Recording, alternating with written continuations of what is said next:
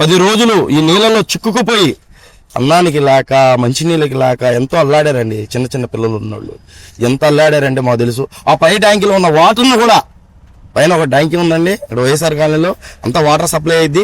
ఆ ట్యాంకీలో దిగి మరి మంచినీళ్ళ కోసం దిగి అందులో ఆ నీళ్లు తోడుకొని అలా కొంచెం తోడుకొని వచ్చిన పరిస్థితులు ఉన్నాయి. అలాగే ఇదే వరదకి తాకిడికి సప్తగిరి బ్యాంక్ దగ్గర జనాలు కొట్టుకుపోవడం జరిగింది. 2 మనుషులు చనిపోవడం కూడా జరిగింది గతంలో. అసలు దానికే భయభ్రాంతులు అయిపోయి నీళ్ళు నిద్రపోవాలన్న జనాలు, మా కాలనీ వాసులు ఎవరు నిద్రపోలేకపోతున్నారు.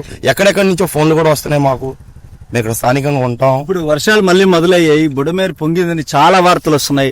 మీరు అది చూసి భయపడుతున్నారు ఇప్పుడు మళ్ళీ? దాన్ని చూసి భయభ్రాంతులు అవుతున్నారండి కాలనీ వాసులు అందరూ. ఎందుకంటే వాళ్ళు చెబుతున్నారు, ఎక్కడో ఉంటారు, ఎక్కడో అద్దాల మేడలో కూర్చొని ఉంటారు, వాళ్ళందరూ చెబుతున్నారు రాజకీయ నాయకులు ఏమీ కాదు, ఏమీ అవ్వదు.